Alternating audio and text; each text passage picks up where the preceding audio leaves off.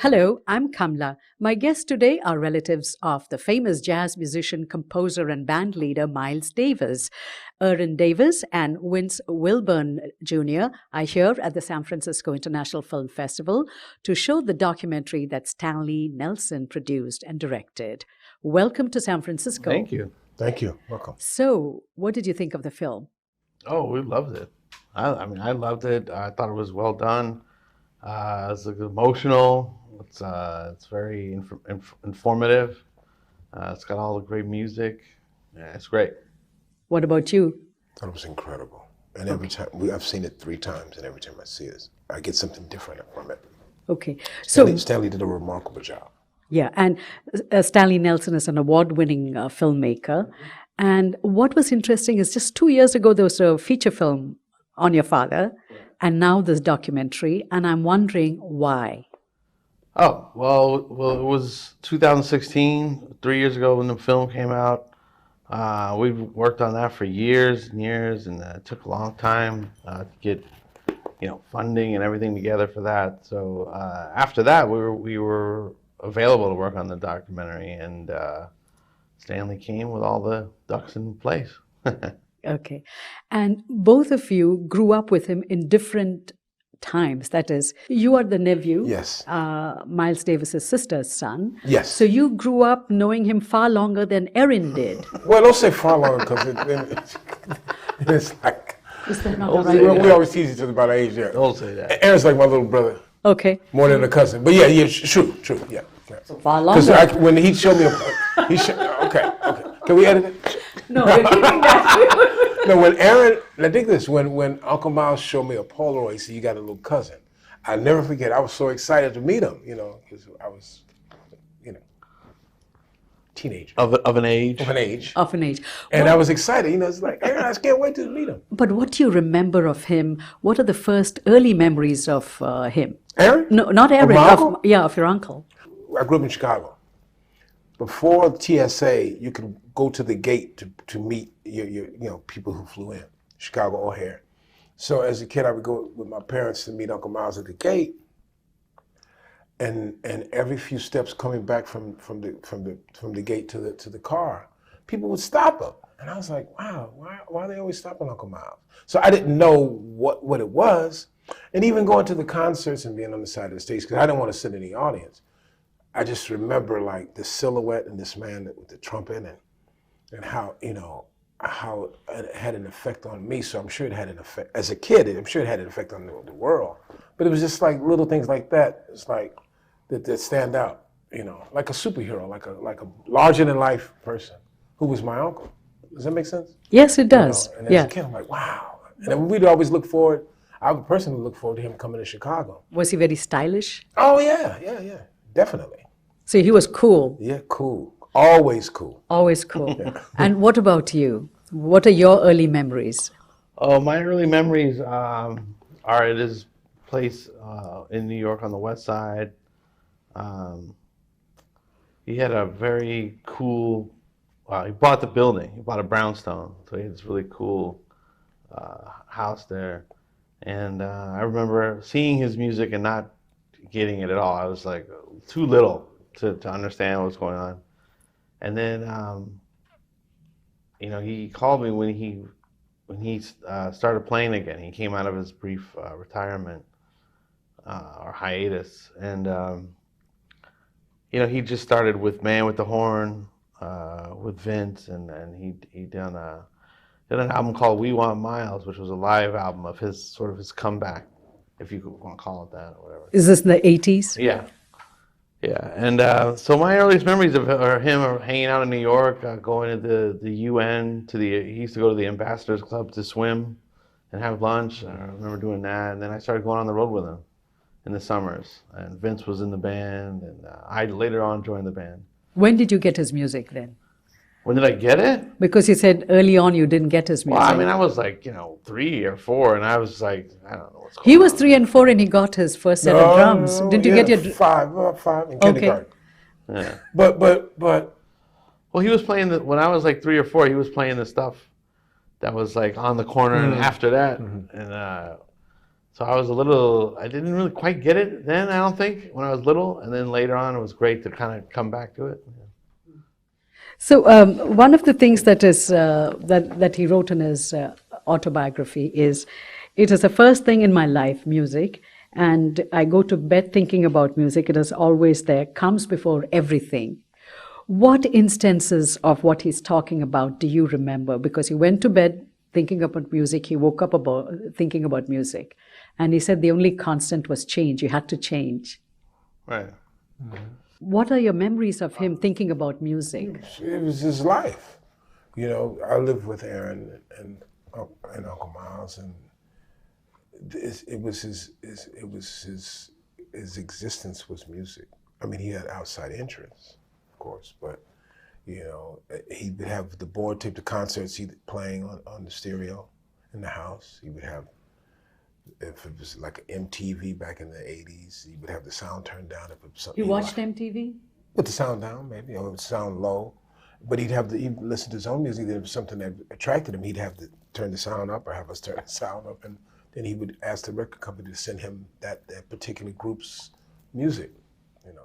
But always thinking about music. You know, that's just a small part. But always thinking about music, constantly, in some way, some form, daily. It was all about music, you know. And he also liked rock and roll? Everything. Everything. He liked everything. Yeah.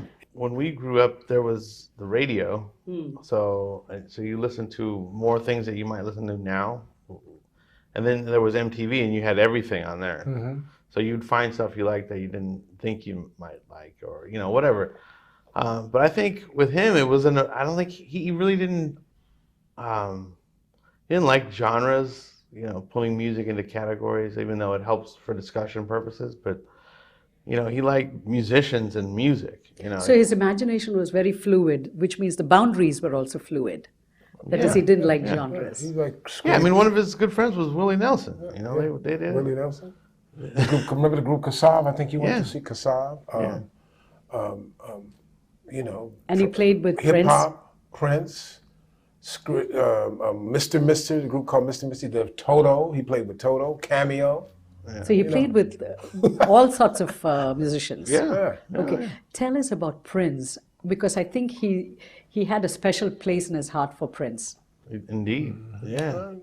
Go ahead. They must have been related in another life or something. Why do you say that? Because they just got each other. You know, they had this great working relationship. You know, Prince would send him all these tapes, send him all kinds of music, and you know they were really close. A lot of love. Yeah. Prince also he anonymously donated, you know, contributed to the Miles Ahead. A lot of people don't know that. Well, he Prince. He didn't care to be public, and he wanted to go public, but now it's public now. We're talking about it, but they had that type of relationship, you know. So And he- Uncle Miles played at his party, right? It was Yeah. his birthday, Yeah. Prince's birthday. Oh, okay. Yeah. So it was admiration and love for each other. Okay. When you look back, you know, at your uncle, what are some of the strong memories that come to you? And what is it that this film brought back to you? Because, you know, it traces his life from birth to him passing away. His honesty. He wasn't perfect, you know. A lot of, I don't like that Prince of Darkness and he wasn't you know, he couldn't talk to him. He's just a man, you know, and with his beliefs. And he believed in this music. This music was powerful. His music was powerful, and he wanted to change. You know, at all. You know, he sacrificed a lot to make this music. In what ways? Just family, marriages. You know, it was like that was the most important thing in his world. He loved Aaron. He loved me. He loved his family. But I mean, this man was driven by music. He said if he didn't have music, he would have died. But what about the other side of him where he raised his hand? The violent side? Yeah. Did you ever see that? I mean, because the movie talks about it quite a bit, yeah, you know. sure. So if you didn't know, it comes as a bit of a shock. I mean, I've never seen him do anything like anything physical to anybody. I've seen him get very upset, I mean, I get upset. I think when I was around, he wasn't. I mean, I think it was a different time. I mean, I'm not making excuses for him, but behaviorally, I think he was just younger and more frustrated. When he was older, I don't think he was. He was already established. I don't know. I don't want to make any excuses about it, honestly. Um, you know, Francis just passed away. With Thanksgiving. Yeah, Francis Taylor. So I'm not making any excuses or anything. I'm just saying that I never really saw him do anything like that. Did he I ever didn't- talk about his parents? Yeah. Yeah. Yeah. It's Because hard, in the documentary, it starts off by saying that Miles Davis witnessed Yeah. acrimony between his father and mother. He never talked about He that, never talked though. about that, and we never saw him. Aaron didn't see it, and I never saw him being physical towards women. I remember that if it happened, I remember phone calls in the middle of the night, and his girlfriends would call my mom, and my mom would kind of calm him down. But you have to remember that was the '70s. That was with the drugs and the alcohol. But when Aaron and I spent a lot of time with him, he was drinking Perrier and painting, and Yeah. it's a different time. So we never saw the physical. We're not shying away from it or denouncing it or anything, but we never experienced that physical abuse that he. Do you ever go to schools and give talks on Miles Davis and jazz? I talked to kids in Germany once, and they had these little glockenspiels and stuff, and they were playing So What? When I walked in the room, that was in Germany, and then I just spoke at USC for the jazz department, and they were, they were prepared before, they read up with social media, so they read about the man and they have questions for us. Well, for me when I spoke, but I think it's changing now. So we want to do more. We want to speak more to the kids because that's our future. Yeah, so you guys are in charge of the Miles Davis Foundation along with your sister. Yeah, that's just we haven't even really started it yet. but Oh, you that's- haven't? No, that's coming up. Okay, so because you're in charge of his heritage and his legacy and his music and everything, so you're probably constantly looking at how can we repackage this or how can we introduce Miles Davis's music to a newer audience. That's why I asked the question. Right. When you go, how do you introduce Miles Davis to an audience that doesn't know him? Well, Because sometimes, the people that knew him are fast fading, right? well, sometimes you need to bring maybe someone in who's contemporary to show people what he's done, or to do a collaboration. Like we brought in Robert Glasper. He did a collaboration. They called Everything's Beautiful. He also worked on the film's score. And Vince reached out to Q-Tip, and he's working on a In a Silent Way remix. Should be coming out soon. So that's one way. I mean, another way is just information. Merchandising. Like there's just all kinds of ways. I like to reach the kids that are in their teens. Because those are the ones who are really discovering what music they like, what they don't like. They don't want to have to listen to what their parents say they should listen to. And when I find teens that are into Miles, I just love that. Do you play music now? Me personally, yeah, I play drums and guitar. I don't play out anymore as much, but yeah, I still play. I still keep all my best instruments still. And you listen to his music? Oh yeah, all the time. Yeah, yeah. I have Siri play it for me. Oh, Siri. Well, I wonder what your dad would have thought of this new social media, iPhone and everything. What his reaction would be. We probably would have purchased this. He was like, 12. I got a camera on my phone. He would have. We used to go through all his Walkman. He used to. We have an ongoing joke about the headphones. He'd break the headphones and the Walkmans, and we replace them. He must have gone through 75 Walkmans. 75? No, I'm just being. But he went through a lot of Walkmans. And so he would have been like, Yeah. give me another iPhone. Yeah, right. Did he like the Walkman? Well, he liked the fact that you could record the show that he played and then listen to it right afterwards. Without having to have a reel-to-reel tape or something. Just like board tape. Cassette right there. You can listen to everybody. Talk to the guys about what's working, what he wants to change. I think he liked that. The fact that it was portable. Yeah. All you need was batteries. and your headphones. Yeah, and you know, I used to love when we would sit on the plane and it would be so loud everybody could hear it. And, Yeah, through the headphones. yeah. Then if he wanted you to work on something on the music, he'd take the headphones and they'd be wet. Put them on your hand, you know. But it was, you know, I think he would dig the technology now. He'd be probably trying to use it to his, you know. Yeah. He was lucky.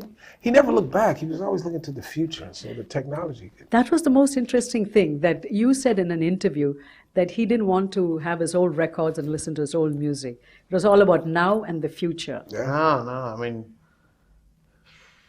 if I would have went to the store and bought ESP and like, can you tell me about this? No, Right. Just listen to it later. Yeah. He was only really interested in talking about. I mean, you could get him to talk about the players, you know, the guys. Like he used to paint and talk about like Bird or Philly Joe, and these guys all became like. I mean, they are legends, but legends to me because of how funny the stories were, you know. And you know, Max Roach and Kenny Train and Kenny Clark.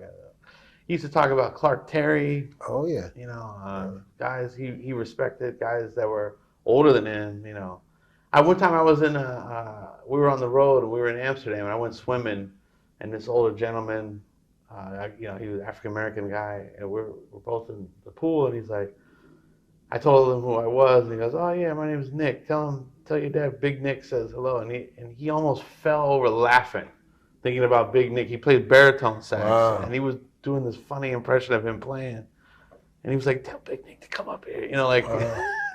He never said, well, you know, back when I did ESP, I was thinking let the boys stretch out on the tunes. No. It's just talking about the guys themselves. If you want to hear the music, it's there. You'd always say that. It's there. Why are you playing that? It's there. You know, I've already done that. You know, check out what I'm doing now. You know. And what I used to dig, he used to ask Aaron, what did he like? You know, Aaron would have his own turntable in his room. I mean, his own component set. And he was interested in what Aaron was listening to, what I was listening to. You know, that's kind of cool, you know. Yeah. What do you like? So that's how he kept up. Well, I mean, yeah. I mean, like he kept up on his own, ask you, yeah. you know. Okay. Even when he wasn't working, like in the periods in the 70s, he would show up at a club and everybody would know Miles is here. You know, and he would leave, you know, like hang out in the back of the club. And he liked to cook. Loves to cook, yeah. That was the surprising thing, that he liked to cook and he had secret recipes. I think one of you mentioned, or both of A you. little phone book, like we're trying to find a menu of this little book with all his recipes. Oh, yeah. Bouillabaisse, pasta, fish. So he was a good cook. Oh, Yeah. incredible. Did he make any desserts? Well, he wasn't really supposed to have desserts because he was diabetic. So no. But He was your secret. fond food memories. Oh yeah. He made this. He would make chili. He would make bouillabaisse, like you said. He would make barbecue too sometimes. But the only time he didn't is when Vince's dad would come visit us. Then he would defer to Vince Wilburn Sr., the grill master.